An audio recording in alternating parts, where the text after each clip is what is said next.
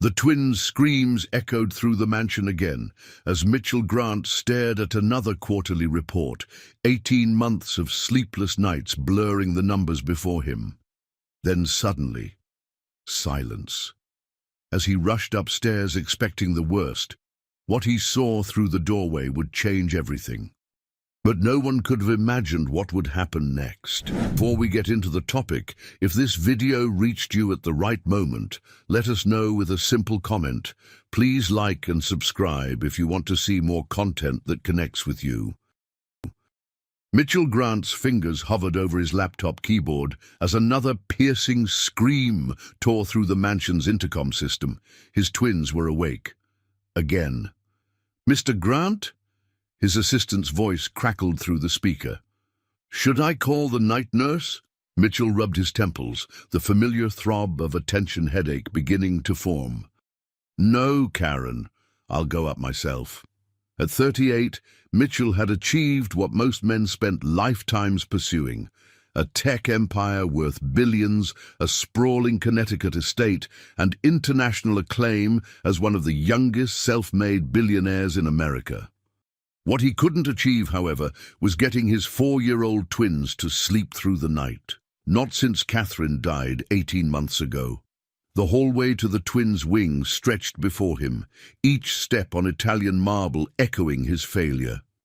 The best pediatric grief counselors, the most qualified nannies, even child sleep specialists flown in from Switzerland, none had helped Ethan and Emma sleep through the night without terrors.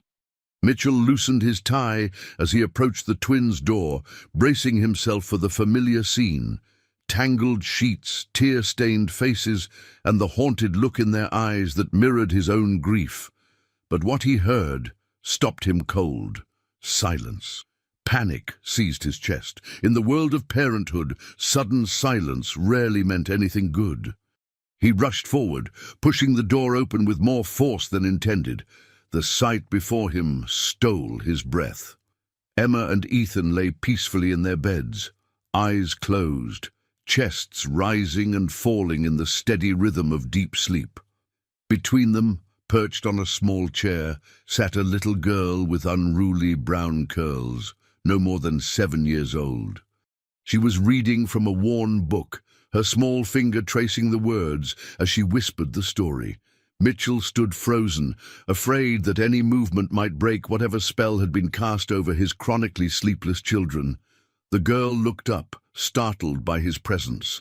Large, intelligent eyes met his, and she quickly closed the book. "I'm sorry," she whispered, sliding off the chair. "They were crying, and my mom always reads to me when I can't sleep, so I thought." "Your mom?" Mitchell asked, his voice barely above a whisper. As if summoned, Olivia Parker appeared in the doorway behind him, her face flushed with embarrassment. "Mr. Grant, I'm so sorry. This is my daughter, Sophie. My sitter cancelled last minute, and I had no choice but to bring her. I promise it won't happen again." Mitchell recognized her now, the new night babysitter his household manager had hired 3 weeks ago. He'd barely noticed her during the brief introduction, too consumed with work calls. "How long have they been asleep?" he asked, still staring at his peaceful children. "About 40 minutes, Olivia replied, nervously smoothing her uniform. "I've been trying to get them down for hours, but they kept asking for their mother. Then Sophie came in with her book and started reading, and they just listened, then fell asleep." Mitchell moved to his daughter's bedside, gently brushing a strand of blonde hair from her forehead. No nightmares, no screams, just peaceful sleep for the first time in over 500 nights. "What book is that?" he asked Sophie, who clutched it protectively to her chest. "It's my special book," she replied, her voice soft but confident. "My dad gave it to me before he went away. It has stories that help people feel better." Mitchell noticed Olivia tense at the mention of Sophie's father. Her expression shifted almost imperceptibly. Pain, anger, something more complicated. "Would you?" Mitchell paused, hardly believing what he was about to suggest. "Would you be willing to read to them again tomorrow night?" Sophie's face brightened. Really? I could bring different stories too. Mr. Grant, Olivia interjected. I don't want Sophie to be a bother. I can arrange for my sister to watch her from now on. Mitchell looked from his sleeping children to the little girl with the magical book, then to her mother's worried face. For the first time in 18 months, he felt something unfamiliar stirring in his chest. Hope. Actually, Mrs. Parker, I'd like to amend your employment arrangement. I want to hire both you and Sophie. If she's willing, of course. Sophie's eyes widened with excitement, but Olivia looked uncertain. She has school, Mr. Grant, and homework, and we'll work around her schedule, Mitchell said firmly. Double your salary, triple it, whatever it takes. He glanced back at his sleeping children. This is the first time they've slept peacefully since their mother died. As if sensing they were being discussed, Ethan stirred slightly, his small hand reaching out. Sophie instinctively moved closer, opening her book again. She began to read in a gentle voice, and Mitchell watched in amazement as his son settled back into peaceful slumber. In that moment, Mitchell Grant, the man who built an empire by predicting technological revolutions, could never have predicted how this little girl with a tattered book would revolutionize his broken family, or how much it would cost him. You really don't have to do this, Olivia said for the third time, as Mitchell's driver loaded Sophie's backpack into the gleaming black SUV. 2 weeks had passed since that first night. 2 weeks of peaceful sleep for the twins. 2 weeks of Mitchell rearranging his entire schedule to accommodate their new arrangement. It's on my way, Mitchell replied, checking his watch. Besides, I have a meeting near Sophie's school anyway. This was a lie. His first meeting was downtown, in the opposite direction. But something about personally driving Sophie to school after she spent the evening reading to his children felt important, necessary even. Sophie bounced on her toes beside them, her excitement palpable. Mom, can I show Mr. Grant my science project when he picks me up today? Olivia smoothed her daughter's wild curls. If Mr. Grant has time, honey. I'll make time, Mitchell said, surprising himself with how much he meant it. As they drove through the morning traffic, Mitchell stole glances at Sophie in the rearview mirror. She sat quietly, her precious book open on her lap, fingers tracing the illustrations. Sophie, may I ask you something? Mitchell said, navigating through an intersection. She looked up, her expression serious beyond her years. Yes, Mr. Grant? What makes that book so special? Sophie's fingers stilled on the page. It knows what people need to hear. Mitchell smiled. How can a book know that? That's what my dad said when he gave it to me. He said it was very old and very special, and that it would always know what story to tell. She lowered her voice to a whisper. Sometimes the words change when different people need different stories. Mitchell's smile faltered. The businessman in him recognized fantasy, but the father in him, the desperate father, wanted to believe. Your dad sounds like an interesting person. Sophie's face clouded. He had to go away when I was 4. Mom says he's not coming back. Mitchell regretted bringing it up. I'm sorry, Sophie. Mom cries sometimes when she thinks I'm sleeping, Sophie continued, her voice small. She works really hard. That's why I try to be good and help with chores. Mitchell felt something twist inside him. He'd been so focused on his own grief, his own children's pain, he hadn't considered Olivia's struggles as a single mother. Your mom is very brave, he said carefully. And so are you. Sophie smiled, the shadow passing from her face. That's what Emma said last night. She asked if I could be their sister. Mitchell nearly missed a red light, breaking suddenly. She what? Emma asked if I could be their sister, Sophie repeated. I told her I already have a mum, but I could be their friend. Mitchell's hands tightened on the steering wheel. The twins hadn't mentioned their mother in days. They'd stopped asking when she was coming back. Instead, they asked for Sophie, for her stories, for her presence. He should be grateful. He was grateful. But something else gnawed at him. The fear that his children were transferring their affection, replacing Catherine's memory.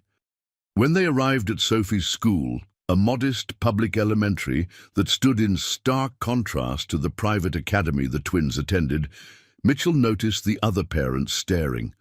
A billionaire CEO dropping off a child who clearly wasn't his own attracted attention. "Have a good day, Sophie," he said, as she gathered her things. "Mr. Grant?" She hesitated at the door. "Can I ask you something?" "Of course. Are Emma and Ethan sad because their mum is in heaven like my goldfish?" The simple question caught Mitchell off guard. "Yes," he managed. "They miss her very much." Sophie nodded solemnly. "I have a story about that. I'll read it tonight." But as Mitchell watched her skip up the steps, he pulled out his phone and made a call. "Karen, I need you to do a thorough background check on Olivia Parker and her family. And I want to know more about her ex-husband, especially what he did before he disappeared. And then the brave little knight realized he didn't need a sword after all." His words were much more powerful. Sophie closed the book, looking expectantly at the twins tucked into their beds. "Another one?" Emma pleaded, her blue eyes, so like Catherine's, wide and hopeful. "It's already past your bedtime," Mitchell said from the doorway where he'd been listening. "Dad," Ethan sat up. "Sophie told us a story about a knight who had to save his kingdom with just his words, like you do in your meetings." Mitchell felt his chest tighten. 1 month had passed since that first night, and the changes in his children were remarkable. They were sleeping through the night, engaging in school, and most significantly, they were talking about their feelings. "Daddy," Emma said, her voice suddenly serious. "Sophie says it's okay to miss Mommy, but also be happy sometimes. Is that true?" Mitchell crossed the room and sat on the edge of her bed. "Yes, sweetheart, that's absolutely true." "I think Mommy would like Sophie and Miss Olivia," Ethan declared. "They make us happy like she did." Mitchell swallowed hard, meeting Sophie's gaze over his son's head. Sometimes he swore this child had wisdom beyond her years. "Time for sleep now," Mitchell said, tucking Emma's blanket around her shoulders. "Big day tomorrow." After goodnight kisses and turning on the nightlights, Mitchell gestured for Sophie to follow him into the hallway. "That was a good story tonight," he said, as they walked toward the kitchen where Olivia was preparing Sophie's lunch for the next day. "The book knew they needed it," Sophie replied confidently. "It always knows." Mitchell had stopped questioning Sophie's belief in the book's magic, whether it was actually magical or simply a child's way of processing her own wisdom didn't matter. The results spoke for themselves. They found Olivia at the kitchen island, laptop open beside Sophie's Wonder Woman lunchbox. "All finished?" she asked, looking up with a smile that transformed her face. Mitchell tried not to notice how that smile affected him, tried and failed. "They're asking for another story." "But I held firm," he reported, helping himself to coffee from the pot Olivia had brewed. "A miracle indeed," Olivia teased. The great Mitchell Grant denying his children something. Their easy banter was new, developed over weeks of working closely together. Olivia had accepted his offer to become the twins' education coordinator, creating a program that addressed both their academic and emotional needs. Mitchell found himself increasingly relying on her insight, not just about the children, but about life beyond spreadsheets and board meetings. "Sophie, why don't you get ready for bed? I'll be up in 15 minutes, Olivia said. Once Sophie had skipped away, Olivia's expression turned serious. "We need to talk about the Christmas program." Mitchell groaned. "Do I really need to be there? Can't you record it?" "Mitchell," Olivia said firmly, "Emma has a solo. She's been practicing for weeks." I know, he sighed. "But the Singapore situation is getting complicated. The auditors have found some concerning patterns dating back 3 years. Olivia's expression flickered so briefly Mitchell almost missed it. "What kind of patterns?" "Financial irregularities," Possibly fraud. Mitchell shook his head. Nothing for you to worry about. 3 years is a long time for fraud to go undetected in a company with your resources, Olivia observed, closing her laptop. Mitchell studied her. Something in her tone felt personal, as if she had intimate knowledge of such matters. It happens more often than you'd think. People get creative when there's money involved. I know, Olivia said quietly. Then, changing the subject, 3 hours, that's all I'm asking. 3 hours to show your children that they matter more than any business problem. The words hit harder than she probably intended. Before Sophie and Olivia entered their lives, Mitchell had been an absent father, delegating the twins' care to a rotating staff of professionals. His grief had been convenient that way, allowing him to bury himself in work rather than face his children's pain, and his own. You're right, he conceded. I'll move things around. Olivia's expression softened. They've come so far, Mitchell, both of them, but they still need to know they're your priority. They are, he insisted. They absolutely are. Then show them, she said simply. The auditorium buzzed with excitement as parents clutched programs and adjusted video cameras. Mitchell sat in the reserved front row, checking his watch for the 3rd time in 5 minutes. They'll start soon, Olivia whispered, sensing his agitation. The principal always drags out her introduction. Mitchell nodded, trying to focus on the moment rather than the 4 emergency calls he'd missed while his phone was silenced. The company was in crisis mode. The auditors had uncovered a sophisticated fraud scheme in the Singapore division, a scheme that implicated his longtime friend and VP of International Operations, David Chen. But here he sat, watching a school Christmas program because his daughter had a solo. There they are. Sophie bounced in her seat as the kindergarten class filed onto the risers. Mitchell spotted the twins immediately. Emma in a silver star costume, her blonde curls arranged carefully under her pointed cap. Ethan beside her in a shepherd's robe, looking solemn and important. Emma's eyes scanned the audience until she found Mitchell.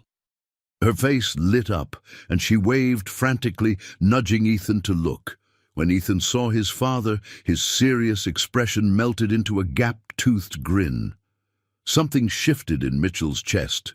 A year ago, he would have sent his assistant with a video camera.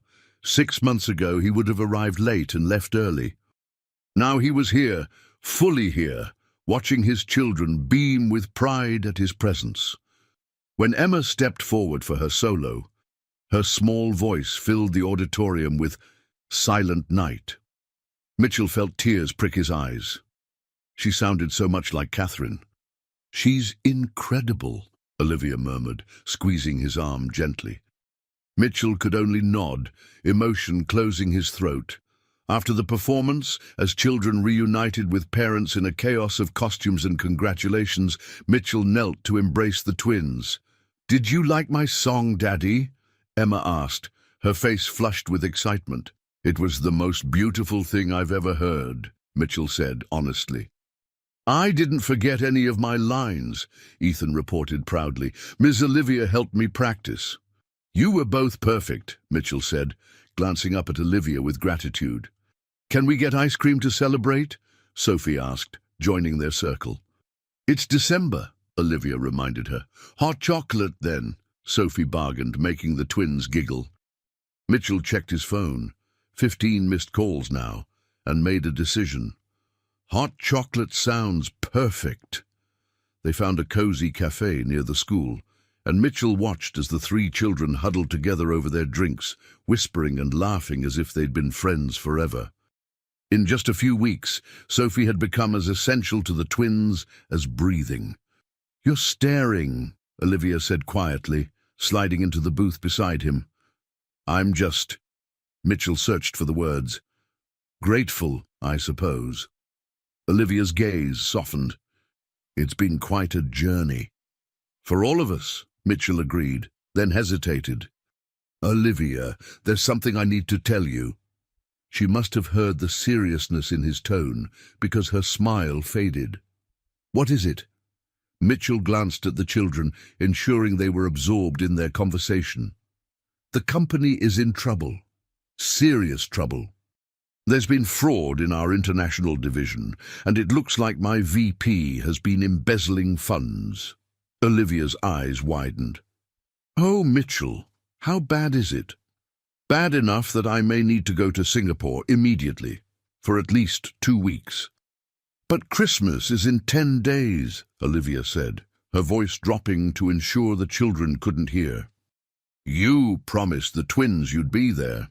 Mitchell ran a hand through his hair. "I know, but if I don't contain this, there might not be a company left. Everything I've built, everything I've secured for their future, gone." "They don't need a company," Olivia said firmly. "They need their father." Before Mitchell could respond, his phone buzzed again, the board chairman. "I have to take this," he said, sliding out of the booth. Outside in the cold December air, Mitchell answered. "Jim, I know what you're going to say." "It's worse than we thought," the chairman interrupted. "The SEC is involved now. They're talking about freezing our assets. Mitchell, if you don't get to Singapore and sort this out personally, we're looking at potential criminal charges." Mitchell closed his eyes, leaning against the brick wall of the cafe. "I'll be on the next flight." When he returned to the table, one look at his face told Olivia everything. "You're leaving," she said. Not a question. Mitchell nodded, his chest heavy. "I don't have a choice." "You always have a choice," she replied, disappointment evident in her voice. "You're just making the same one you always have." The Singapore heat hit Mitchell like a wall as he stepped out of the air-conditioned terminal. 5 days had passed since he'd left Connecticut, 5 days of 18-hour meetings, forensic accountants, and lawyers speaking in worst-case scenarios. 5 days without hearing his children's voices in person. "Mr. Grant?" A driver appeared at his elbow. "The SEC investigators are waiting at the office." Mitchell checked his watch. 4 a.m. back home. The twins would still be sleeping, perhaps with Sophie's book open beside them. He'd insisted on video calls every night before bedtime, no matter what meetings he had to reschedule. Last night, Emma had proudly shown him the stone he'd given her, kept warm in her pocket all day. "So you can feel me thinking about you, Daddy." His phone buzzed with a text from Olivia. "Emma had a nightmare. Asking for you. Call when you can." Mitchell's stomach twisted. "Change of plans," he told the driver. "Take me somewhere private first. I need to make a call." 20 minutes later, in a quiet hotel lobby, Mitchell watched Emma's tear-stained face on his tablet screen. "The bad dreams came back," she whimpered. "I'm so sorry I'm not there, Starlight," Mitchell said, using his special nickname for her. "Did Sophie read you a story?" Emma nodded. "But it's not the same. I want you." "I want to be there too," Mitchell said, his heart breaking. "I'm trying to finish my work as fast as I can." "Will you be home for Christmas?" Emma asked, her blue eyes wide with hope. Mitchell hesitated. The investigation was more complex than anticipated. David Chen had covered his tracks meticulously, and the money trail led through a dozen shell companies. The SEC was making noises about extending the asset freeze, which would cripple operations during their most crucial quarter. "I'm going to try my absolute hardest," he promised, knowing it might not be enough. After reassuring Emma with stories and songs, Mitchell ended the call and sat in silence, weighing impossible choices. His phone rang, the board chairman again. "Jim, I'm on my way to the meeting," Mitchell answered, gathering his things. "That's why I'm calling," Jim replied, his tone grave. "We've had an emergency board vote. The directors feel that, given the circumstances, it might be best if you stepped back from day-to-day operations until this situation is resolved." Mitchell froze. "You're suspending me?" "Temporarily reassigning," Jim corrected smoothly. "The optics, Mitchell. Your closest lieutenant is accused of massive fraud. You brought him in." The questions about oversight are concerning. I built this company from nothing, Mitchell said, his voice dangerously quiet. And now you're pushing me out based on optics. Not pushing out, Jim insisted. Just a temporary measure to reassure investors and regulators. 90 days at most. Mitchell's mind raced. If he accepted this temporary reassignment, he'd be admitting some culpability. If he fought it, the resulting power struggle could tear the company apart during its most vulnerable moment. I need to think about this, Mitchell said finally. Don't think too long, Jim replied. The press release goes out tomorrow. Mitchell ended the call and stared out the window at Singapore's gleaming skyline. Everything he'd built over the past decade was slipping through his fingers. His reputation, his authority, the legacy he'd planned to leave his children. His children. Mitchell pulled out his phone and called his personal attorney back in New York. Alan, I need your honest assessment. If I step back from Grant Technologies now, what are my chances of being home for Christmas? The pause on the other end told him everything. That bad? Mitchell asked.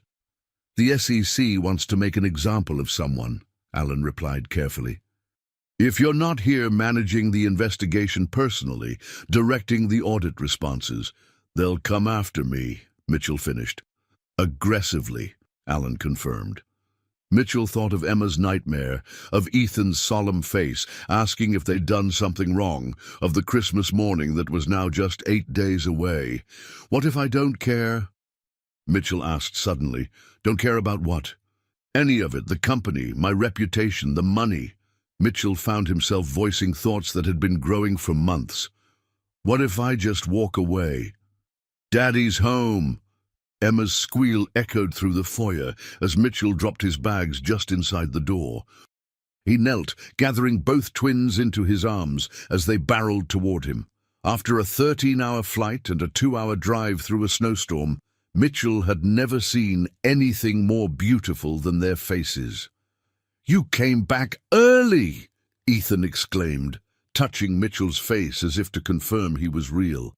"I promised I'd try, didn't I?" Mitchell said, squeezing them tightly. Over their heads, he saw Olivia and Sophie standing in the doorway to the living room, twin expressions of surprise and joy on their faces. "We weren't expecting you until tomorrow at the earliest," Olivia said, stepping forward. Mitchell stood, still holding Emma, who refused to let go. "I couldn't wait another day." "Does this mean you slayed the dragon?" Sophie asked seriously. Mitchell smiled at her reference to the story she'd read before he left. "Not exactly, but I decided the dragon could wait until after Christmas." "The best Christmas present ever," Emma declared, planting a kiss on his cheek. "Speaking of presents," Mitchell said, setting her down and reaching for his carry-on bag, "I brought something special for each of you." The children gathered around excitedly as Mitchell distributed small packages, handcrafted Singaporean puzzles for the twins, and for Sophie, a beautiful leather-bound journal. "For your own stories," Mitchell explained, as Sophie ran her fingers over the embossed cover, "since you tell such wonderful ones." Sophie's eyes widened. "My very own book." "Your very own," Mitchell confirmed. After the excitement of presents and homecoming stories, after a dinner of all Mitchell's favorites that Olivia had quickly arranged, after bath time and extra bedtime stories, Mitchell finally found himself alone with Olivia in the kitchen. "You look exhausted," she observed, pouring him a glass of wine. "In the best possible way," Mitchell replied, accepting the glass gratefully. "It's good to be home." Olivia leaned against the counter, studying him. "What happened in Singapore? The business news is full of speculation about your sudden leave of absence." Mitchell took a sip of wine before answering. "I realized something important while I was there, something I should have realized a long time ago." "And what's that?" "That I've been measuring success all wrong." Mitchell set down his glass and moved closer to her. I've been so focused on building something for my children that I forgot to actually be there for them. Olivia's expression softened.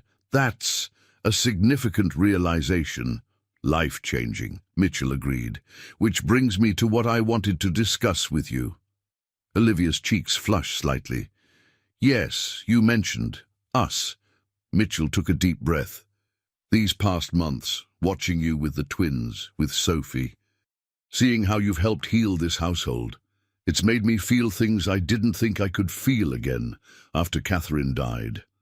Mitchell, please let me finish, he said gently. I know this might seem sudden or inappropriate given our working relationship, but I care about you, Olivia, deeply. And not just because of what you've done for my children. Olivia was quiet for a long moment, her eyes searching his. I've tried very hard to keep my feelings professional, she admitted finally. For Sophie's sake, for the twins, for my own protection. And now? Mitchell asked, hope rising in his chest. Now I'm terrified, she whispered. Because what happens if this doesn't work out? Sophie adores the twins. They adore her. We've created this beautiful, fragile thing, and if we complicate it, or make it stronger, Mitchell suggested, reaching for her hand. Olivia allowed him to take it, her fingers cool against his palm. There's something you should know first, she said seriously, about Sophie's father. Mitchell waited, his heart pounding. Did she know? Had she always known about their connection? He didn't just leave us, Olivia continued, her voice tight. He disappeared with nearly $1 million embezzled from the school where we both worked. Where I was program director, Mitchell kept his expression neutral, though his mind raced. That must have been devastating. I didn't know, Olivia hurried to add, but no one believed that. My reputation was destroyed. My career. That's why I was working as a night babysitter when we met. It was all I could get. That's why you tensed when I mentioned looking into your background, Mitchell realized. Olivia nodded. I was terrified you'd find the news stories and assume the worst. But I found your thesis instead, Mitchell said with a small smile. Your impressive credentials. I got lucky, Olivia acknowledged. Mitchell squeezed her hand. I don't believe in luck anymore. I believe in whatever force brought you and Sophie into our lives exactly when we needed you most. As they stood there, Mitchell's phone vibrated in his pocket. Ignoring it, he leaned forward and kissed Olivia gently, feeling her respond with equal tenderness. What Mitchell didn't know was that his security team had just detected an intrusion at the property's perimeter, the first move in a game that had been years in the planning. 3 days before Christmas, Mitchell sat in his home office, reviewing security footage. A notification had woken him at 3 a.m., motion sensors triggered on the eastern perimeter. The security team had found nothing, but Mitchell's instincts told him something was wrong. His phone buzzed with a text from his head of security. Completing second property sweep, no intruders found. Possible sensor malfunction or wildlife. Mitchell frowned. The Grant estate had state-of-the-art security systems that didn't malfunction, and deer didn't typically approach the electrified fence line. There was a soft knock on his door. Olivia entered, carrying 2 mugs of coffee. You're up early, she said. Everything okay? Mitchell hesitated. He hadn't told her about the security alert or, more significantly, what his investigator had discovered about Sophie's father. The DNA confirmation had come through last night. James Grantham was indeed Mitchell's half-brother, born 5 years before him to their father's second wife. Just some work things, Mitchell replied, closing his laptop. How are the kids? Still sleeping. Sophie had another nightmare about her father. Olivia sat across from him. She says he's coming back for his book. Mitchell's pulse quickened. Has she had these dreams before? Occasionally, but they've increased since we moved into the guest house. Olivia sipped her coffee. I've tried explaining that James has no interest in children's books, but she's convinced. Mitchell chose his next words carefully. What exactly did James tell Sophie about the book when he gave it to her? Olivia frowned. Just that it was special and valuable, that she needed to keep it safe. She shrugged. I assumed it was his way of giving her something meaningful before disappearing. Why? Just curious, Mitchell said. Sophie seems very attached to it. It's her only connection to James. Olivia's voice softened. Despite everything, she still misses her father. Mitchell nodded, guilt twisting in his stomach. He needed to tell Olivia the truth about James, about their shared blood, but he couldn't bring himself to shatter the delicate happiness they'd built. I was thinking, he said instead, we should increase security for the Christmas party tomorrow, just as a precaution. Olivia studied him. Is there something you're not telling me, Mitchell? Before he could answer, his phone rang, his investigator again. I should take this, Mitchell said. Once Olivia left, Mitchell answered. What have you found? More connections between James Grantham and your Singapore situation, the investigator replied. 3 years ago, after the school embezzlement, Grantham traveled to Singapore under an alias. He met with David Chen 4 times over 2 weeks. Mitchell's blood ran cold. You're certain? Hotel security footage confirms it. I'm sending you the files now. There's more. Grantham has been back in Connecticut for 3 weeks. He's rented a house under another alias just 20 miles from your estate. Has he made contact with anyone at the company? Any sign he's trying to reach Olivia or Sophie? Not directly, but he's been monitoring them. We found surveillance equipment in a vehicle parked near Sophie's school last week. And, sir, there's something about that book of Sophie's. Mitchell leaned forward. What about it? Based on the description and what I've pieced together, it might be a rare first edition of The Secret Garden with handwritten annotations by the author. If authentic, it's worth millions. It was reported stolen from Westbrook Academy's special collection 3 years ago, right before Grantham disappeared. The pieces clicked into place. So he stole the book, gave it to his daughter for safekeeping, then vanished with the embezzled money.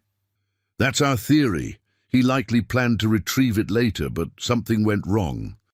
The fraud at your company bears the same sophisticated hallmarks as the school embezzlement. I believe he's been planning this for years, possibly as revenge. Revenge? For what? I never even knew he existed until now. There was a pause on the line. Sir, there's something else you should know. Your father's will was changed shortly before his death. It includes a substantial trust for James Grantham that matures next year on his 45th birthday. The executor is David Chen. Mitchell sat back, stunned. My father provided for James but told me nothing about him? It appears so. And based on financial records, your father was making regular payments to James's mother for years, payments that stopped when you took over the company after his death. Because I didn't know about them, Mitchell whispered, the implications staggering. James might believe you intentionally cut him off. Combined with the publicity of your success while he struggled, he's been plotting against me for years, Mitchell finished, using Olivia, using Sophie, corrupting David, attacking my company, all part of some twisted revenge plan. It seems likely, given the timing and his return to Connecticut. He's making his final move, Mitchell said grimly. Increase security immediately. No one enters or leaves the property without verification, and I want Sophie's book secured in my safe. After ending the call, Mitchell stared at the family photo on his desk, the twins with Sophie between them, all laughing in the autumn sunshine.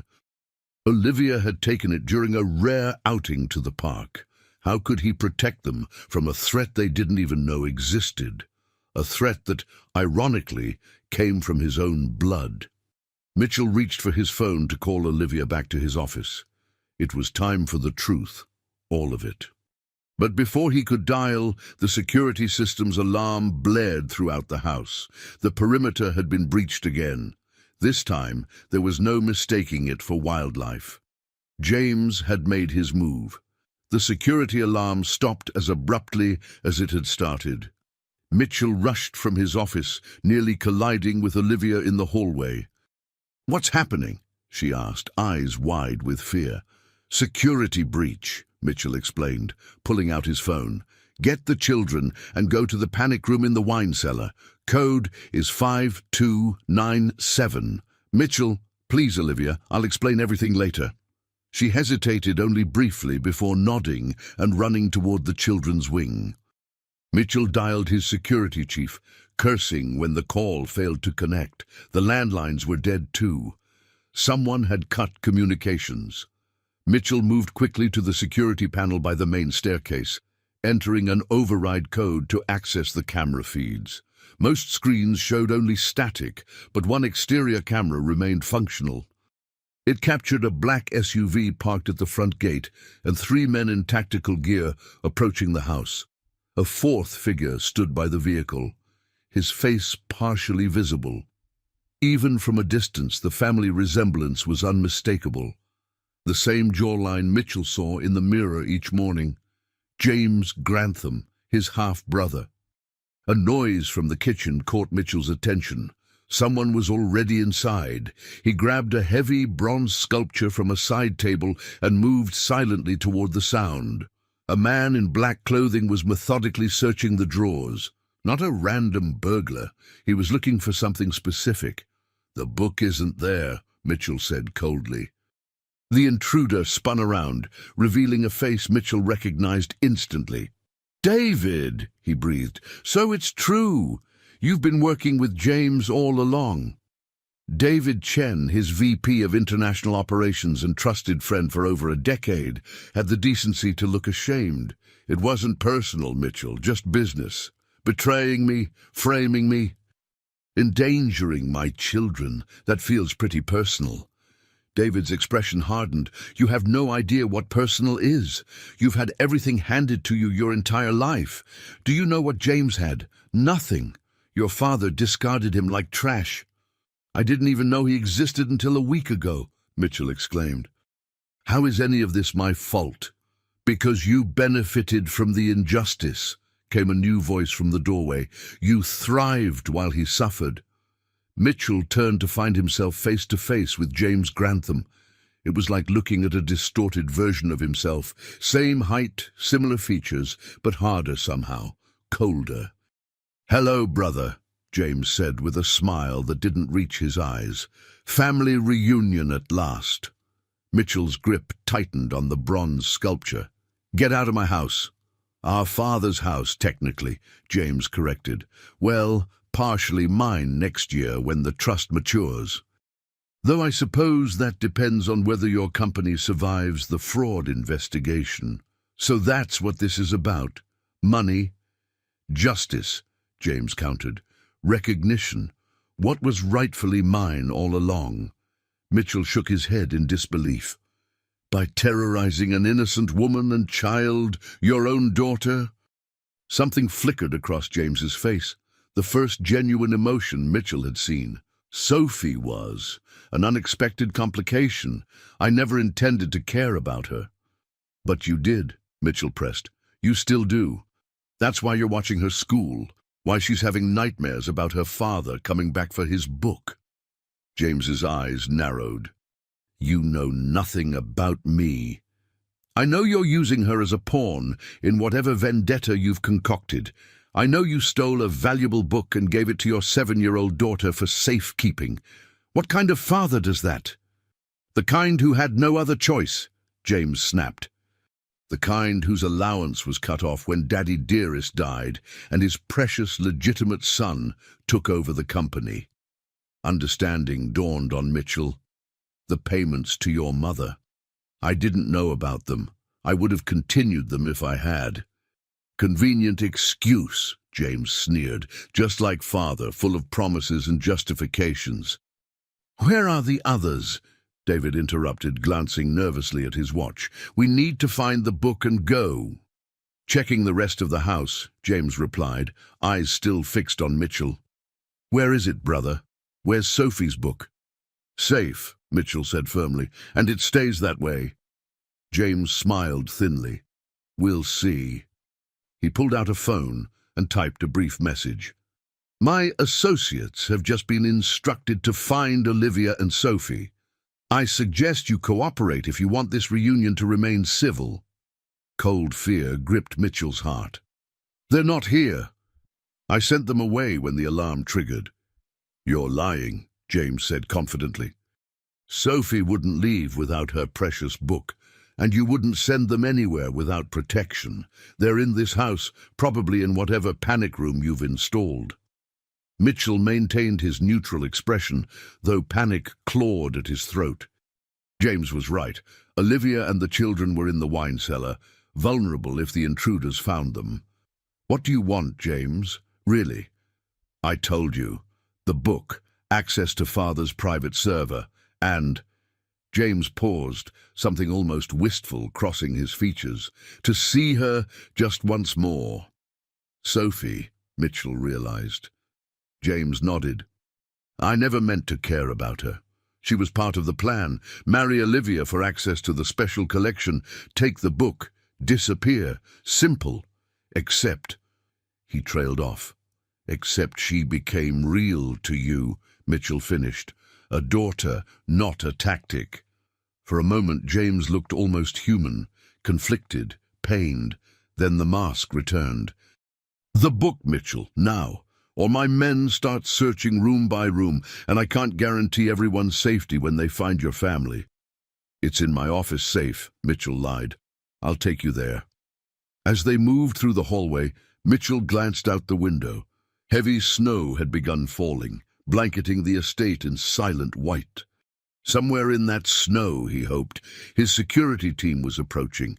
Until then, he needed to keep James talking, keep him focused on Mitchell rather than searching for Olivia and the children. Why David? Mitchell asked as they climbed the stairs.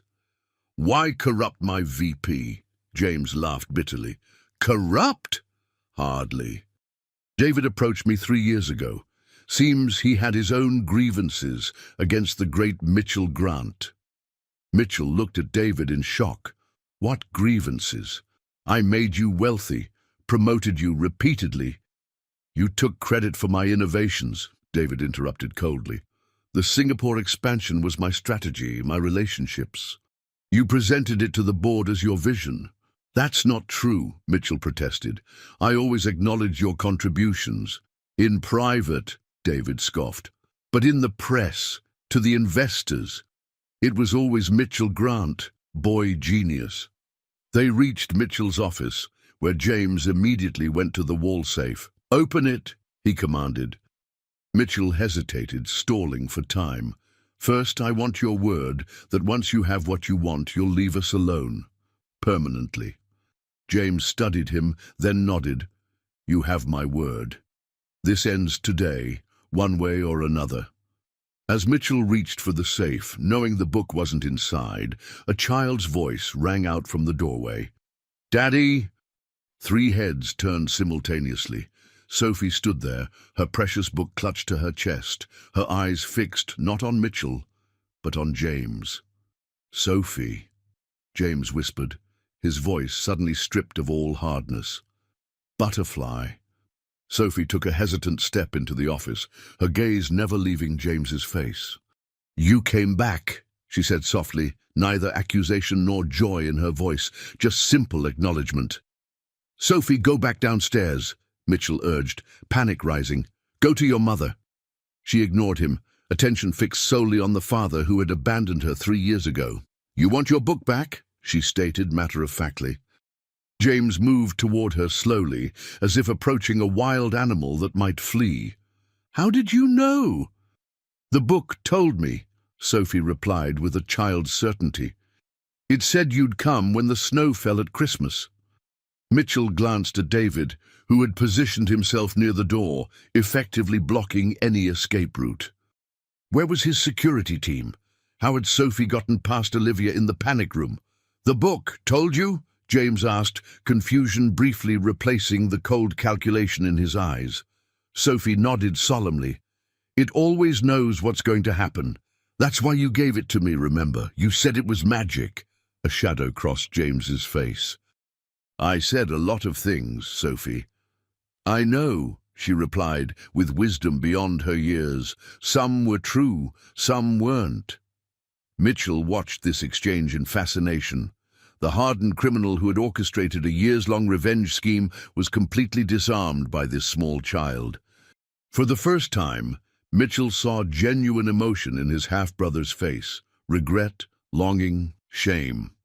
Sophie, Mitchell said gently, where's your mom? Where are Emma and Ethan? Still in the special room, Sophie answered, finally glancing at Mitchell. Mom's trying to call for help. The twins are scared. She returned her attention to James. They're my friends. You can't hurt them. James flinched as if struck. I would never... He stopped, the lie catching in his throat. They all knew what he'd been planning. The men in black clothes, Sophie continued, they have guns. Are they going to hurt people? James and David exchanged a glance. No, James said firmly. No one's getting hurt. They're just helping me find something. Your book, Sophie stated again, holding it out. You can have it back. I don't need it anymore. I have my own book now. She patted the pocket of her pajamas, where Mitchell knew she kept the journal he'd given her from Singapore. James stared at the offered book, conflicting emotions warring on his face. Sophie, that book is very valuable. It's not just stories. I know, she said simply. It's the missing book from Ms. Peterson's special collection, the one with the garden and the secret notes. Mitchell and James both stared at her in shock. You knew? James asked. Sophie nodded. I heard you and Mom fighting about it. Before you went away, you said it was worth millions and would solve all our problems. Mitchell saw his opportunity in James's distraction. He caught Sophie's eye and subtly gestured toward the door. Her slight nod told him she understood. What else do you remember? James asked, taking another step toward his daughter. That you weren't coming back, Sophie said, her voice finally betraying hurt. That it was all a plan, that Mom and I were just, what did you call us? Part of the long game. James paled. You heard that? I hear lots of things adults think I don't, Sophie replied. Then in a sudden movement, she tossed the book toward James and bolted for the door. David lunged to intercept her, but Mitchell was faster. He crashed into David, sending them both sprawling across the floor. Run, Sophie! He shouted. Sophie darted through the doorway as James scrambled to catch the falling book. The momentary chaos gave Mitchell the advantage he needed. He delivered a sharp blow to David's jaw, then rushed after Sophie. In the hallway, he collided with two of James's men ascending the stairs. Mitchell didn't hesitate. He charged forward, catching the first man off guard and sending him tumbling backward into his companion. All three crashed down the staircase in a tangle of limbs. Mitchell hit the marble floor hard, pain exploding in his shoulder. He struggled to his feet, desperate to find Sophie, to get to the wine cellar where Olivia and the twins were hiding. Mitchell limped toward the kitchen, wincing at the pain in his shoulder. He had to find Sophie before James's men did. A hand grabbed his injured arm, wrenching it painfully. One of James's men had recovered faster, his face twisted in anger. You'll pay for that, he growled, reaching for something at his waist. Then, suddenly, the man froze, his eyes widening in surprise as a shower of crystal burst over his head. He crumpled to the floor, revealing Olivia standing behind him, the remains of a crystal vase in her hands. The children, Mitchell gasped. Where? Safe, Olivia assured him, helping him up. Sophie came to the panic room, said her father was here for the book. She insisted on facing him herself. I tried to stop her, but she's remarkably determined, Mitchell finished. Where is she now? Kitchen, back entrance. She said she had a plan. Olivia's eyes were frantic. Mitchell, who are these people? What's happening? Later, he promised. First, we need to... A gunshot shattered the silence, the sound reverberating through the mansion's cavernous foyer. "Sophie," Olivia whispered, her face draining of color. They ran toward the kitchen, Mitchell ignoring the searing pain in his shoulder. They found Sophie unharmed, crouched behind an island counter. Through the window, they could see James crossing the snow-covered garden, the book tucked under his arm. The gunshot had been fired into the air by one of his men, apparently as a signal for retreat. "He's leaving," Sophie said quietly. He got what he wanted. Mitchell watched his half-brother disappear into the swirling snow, conflicting emotions churning inside him. Relief that the immediate danger was passing, anger at the betrayal and invasion, and something unexpected, a twinge of sadness for the brother he'd never known. "Are you okay?" Mitchell asked Sophie, kneeling beside her. She nodded, though her eyes remained fixed on the last spot where James had been visible. "He cried," she said softly, "when he took the book. He said he was sorry." Mitchell exchanged a glance with Olivia, who looked as confused and shaken as he felt. "Sophie," Olivia began gently, "how did you know?" She was interrupted by the sound of sirens in the distance, growing louder by the second. Mitchell's security team had finally mobilized the police. "We should check on the twins," Mitchell said, rising with a wince. As they turned to leave, Sophie reached into her pajama pocket and pulled out a folded piece of paper. "He gave me this," she said, handing it to Mitchell, "said it would explain everything." Mitchell unfolded the paper, revealing a handwritten note. "The book is a forgery. I switched it years ago. The real one is still hidden. This isn't over, brother." The next 24 hours passed in a blur of police statements, security consultations, and hushed conversations away from the children's ears. Mitchell's shoulder was diagnosed with a minor separation that required a sling, but no surgery. The twins, thankfully, had slept through most of the ordeal in the panic room, thinking it was all part of an elaborate hide-and-seek game. Now, on Christmas Eve morning, Mitchell sat in his study with Olivia, finally telling her everything. His discovery that James was his half-brother, the connection to the company fraud, the valuable book, all of it. "I should have told you sooner," Mitchell finished, watching her face carefully. "I was trying to protect you and Sophie. I was afraid. Afraid you might have known all along." Olivia's expression registered shock, then hurt. "You thought I was part of his scheme." "Not consciously," Mitchell hastened to add. "But he targeted you specifically, Olivia. He married you to gain access to that book. It seemed possible you might have been an unwitting participant." Olivia rose from her chair, pacing the length of the study. "All this time," she said quietly, "all these months with your family, growing closer to you, you were investigating me." "No," Mitchell protested. "That's not—" "What would you call it?"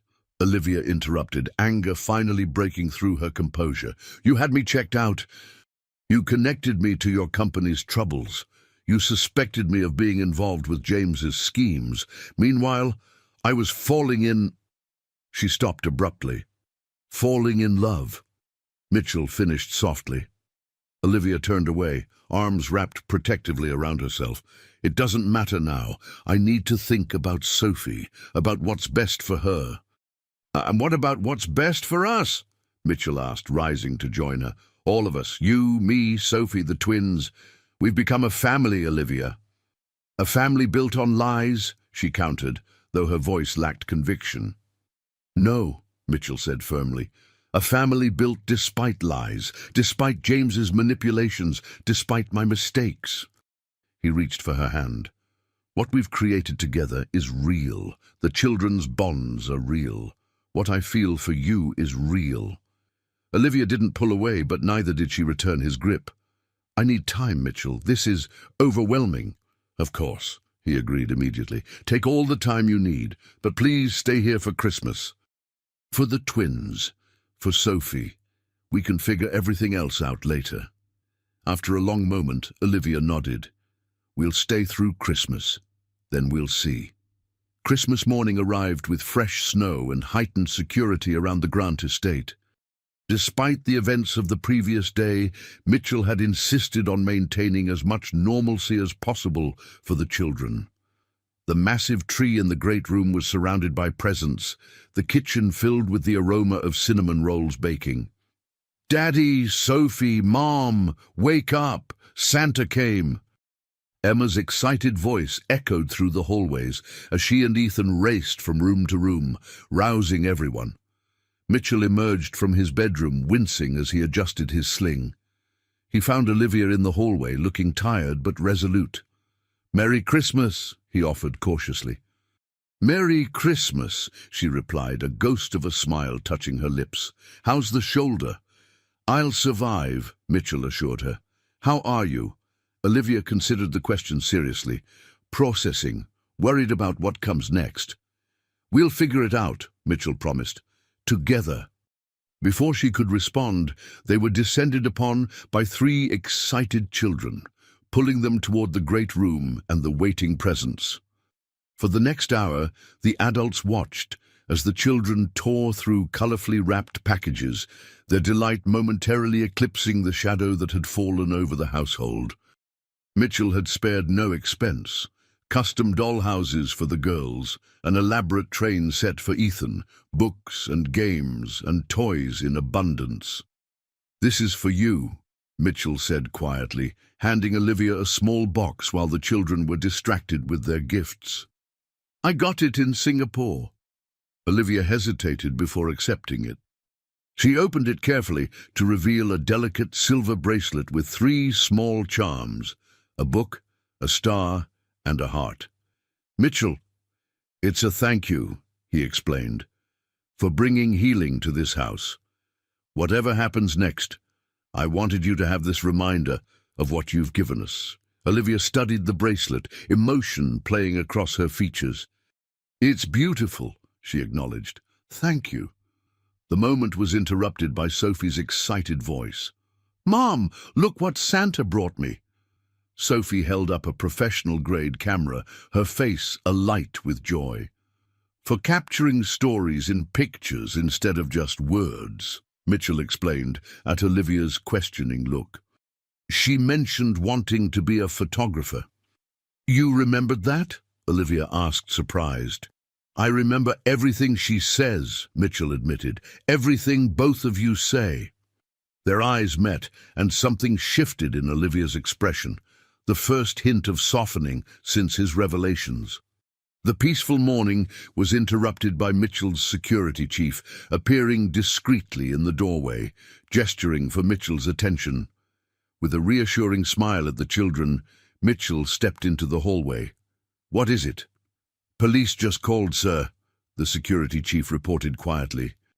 They found David Chen's vehicle abandoned near the state line, no sign of him or James Grantham. Mitchell nodded grimly. "Increase patrols. I want hourly reports." "There's more, sir. This was delivered by courier 10 minutes ago." He handed Mitchell a small package. "It's been scanned. No explosives or biological agents." Mitchell examined the plain brown package, his name handwritten on the label, no return address. With a sense of foreboding, he opened it carefully. Inside was an old leather journal and a note in James's handwriting. "Merry Christmas, brother. Our father's private journal, the one he kept about both his families. Read it before judging me too harshly. The game isn't over, but I'm changing the rules. J." "Sir?" the security chief prompted. "Continue security protocols," Mitchell instructed. "I need to read this." Back in his study, Mitchell opened the journal with trembling hands. The entries began 38 years ago, around the time of his own birth. As he read, a horrifying picture emerged. Their father, Richard Grant, had maintained 2 separate families for years, his legitimate one with Mitchell and his mother, and his secret one with James and his mother. Both women had known about each other. Both had agreed to the arrangement in exchange for financial security. But the most disturbing revelations concerned Richard's true character, The journal documented calculated emotional manipulation, threats to keep both women compliant, and worst of all, a coldly articulated plan to pit his sons against each other once they were adults. The ultimate test of business acumen, Richard had written. Which son will outmaneuver the other? Which will prove himself worthy of the Grant legacy? Mitchell felt physically ill. His father had intentionally created this situation, raised James in relative obscurity while giving Mitchell every advantage, then left breadcrumbs of information for James to discover after his death. He had engineered the very conflict that was now tearing them apart. A game, Mitchell whispered, echoing James's note. To him, we were just pieces in a game. The final entry, dated just days before Richard's death, was the most chilling. All pieces are in position. The board is set. Even from the grave, I will witness the ultimate competition between my bloodlines. Only the worthy son will emerge victorious. Mitchell closed the journal, his mind reeling. The fraud, the book, the elaborate revenge scheme, all of it stemmed from their father's twisted machinations. James wasn't just Mitchell's enemy, he was a fellow victim in Richard Grant's cruel experiment. New Year's Eve arrived with no further sign of James or David. The book had been returned to Westbrook Academy's special collection, with Sophie receiving a special commendation for her role in its recovery. The press had been told a sanitized version of events, an attempted robbery thwarted by quick-thinking security measures. Mitchell had spent the week implementing his plan. First, he'd contacted the FBI with all the evidence from his father's journal, detailing the corporate fraud scheme and David's involvement. He'd been careful to frame James as a victim of their father's manipulation as much as a perpetrator, requesting consideration of mitigating circumstances. Second, he'd transferred half of his personal fortune, not company assets, but his own wealth, into a trust for James, no strings attached. A gesture of reconciliation that asked nothing in return. Finally, he'd released a statement to the press announcing his permanent retirement as CEO of Grant Technologies, recommending Janet Winters as his successor. The business world was still reeling from the news. Now, as the final hours of the year ticked away, Mitchell stood on the terrace watching Sophie teach the twins her latest secret handshake. The three had become inseparable, their bond strengthening in the aftermath of the Christmas drama. "They're getting good at that," Olivia observed, joining him with 2 glasses of champagne. Mitchell accepted one gratefully. Sophie's a patient teacher. They stood in comfortable silence, watching the children play. The past week had brought them closer again, as Mitchell shared everything he'd learned from his father's journal and involved Olivia in each step of his plan. "Any word?" Olivia asked quietly. Mitchell knew she meant from James. "Nothing direct, but my investigators report he's left the country, Switzerland apparently." "Do you think he'll ever come back?" Mitchell considered the question. "I don't know, but I've done what I can to break the cycle. The rest is up to him." Olivia studied him with newfound respect. "Most people would have pursued revenge, ensured he went to prison." "Most people didn't read my father's journal," Mitchell replied grimly. "James and I were both manipulated from birth. The only way to win was to stop playing." "And the trust fund? You didn't have to do that." Mitchell shrugged his good shoulder. "Maybe not, but it felt right. Half of everything. What should have been his all along if our father had been a decent human being." Olivia's hand found his, their fingers intertwining naturally. "You're a good man, Mitchell Grant." "I'm trying to be," he said honestly. "For them." He nodded toward the children. "For you." Olivia turned to face him fully. "I've been thinking about what comes next." Mitchell's heart quickened. And I think we take it slow. One day at a time." She squeezed his hand. "But together. Here, all of us." Joy bloomed in Mitchell's chest. "You'll stay?" "We'll stay," Olivia confirmed. "Sophie would never forgive me if I separated her from the twins now. And I—" She paused, gathering courage. "I don't want to be separated from you either." Mitchell drew her closer. "I love you," he said simply. "I think I have since that first night, when you and Sophie brought peace back into this house." "I love you too," Olivia whispered against his chest. "Despite everything. Maybe because of everything." They were interrupted by Sophie calling from the garden. "Mom, Mr. Grant, come see what we made." The children had constructed an elaborate snow family, 5 figures of varying heights standing together. "That's all of us," Emma explained proudly. "Me and Ethan and Sophie and Mom and Dad." Mitchell and Olivia exchanged glances at Emma's casual inclusion of Olivia as Mom and Mitchell as Sophie's dad. "It's perfect," Mitchell said, his voice thick with emotion. As they admired the snow sculpture, Mitchell's phone vibrated in his pocket. A text from an unknown number. "Trust received. Game over. Take care of them." "Jay," Mitchell showed the message to Olivia, whose eyes widened in surprise. "Is it really over?" she asked. "I think so," Mitchell replied. "At least this chapter." Later that night, after the children were asleep and the new year had been welcomed with quiet celebration, Mitchell and Olivia sat before the fire in the library, the room where it had all begun nearly 3 months ago. "I've been thinking about Sophie's book," Mitchell said, watching the flames dance. "Not the valuable one, but her storybook." "What about it?" "She always said it knew what story to tell, that it changed based on who needed to hear which story." Mitchell smiled at the memory. "I thought it was just a child's imagination." "But," Olivia prompted, "but after everything that's happened, I'm not so sure." Mitchell turned to her. "What if she was right? What if there was something special about that book? Not monetary value, but something else?" Olivia laughed softly. "Are you suggesting it was actually magical?"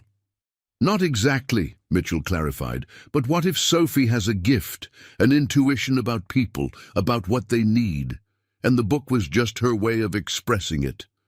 Olivia considered this. She's always been remarkably perceptive. Even as a toddler, she seemed to understand things beyond her years. "She saved us," Mitchell said simply. "All of us. Me from my grief and isolation, the twins from their nightmares, you from the aftermath of James's betrayal. And ultimately, she saved James from becoming the monster our father tried to create.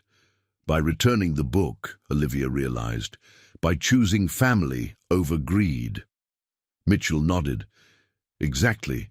A 7-year-old child saw what 2 grown men couldn't, that the real treasure was never a rare first edition."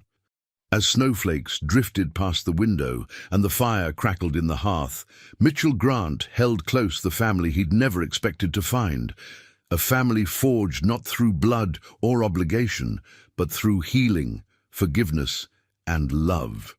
The healing pages of their story were still being written, one day at a time. And for the first time in years, Mitchell couldn't wait to turn the page.